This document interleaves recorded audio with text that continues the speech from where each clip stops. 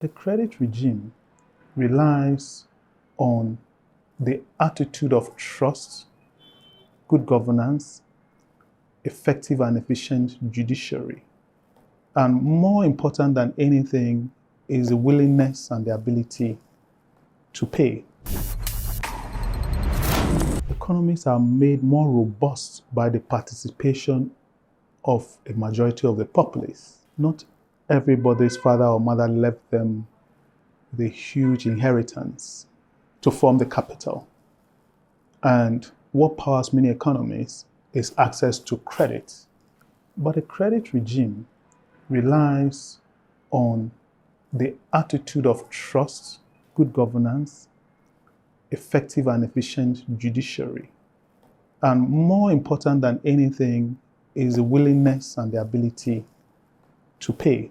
There has been a misconception about credit default and the correlation to high interest rates, sometimes occasioned by high inflation.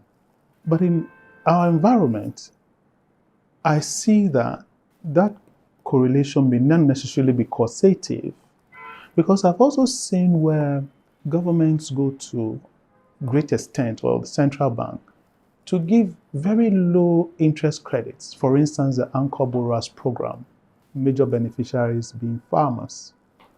And despite that low interest rate, very major portion of the credit that goes out is never repaid. There is no willingness and there is no ability.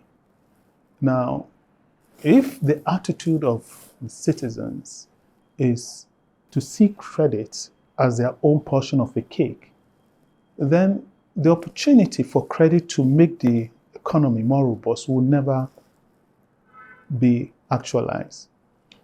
I myself borrow money to people or loan money to people, friends sometimes, at zero interest rates.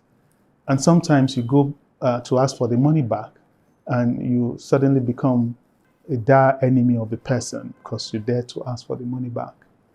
Unless we change our attitude, unless we are willing to take the money and use it for something that will yield in order to pay the money back and leave some for you, rather than take credit for frivolous things like marrying wives or throwing parties or traveling for summer, unless we're true to the trust that the person who gave us the credit had in us, then that whole credit regime will not work in our society. It's not a technology problem.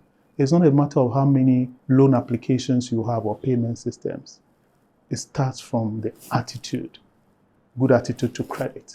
That is what will make our system and our economy to be powered by a credit regime. Think about it.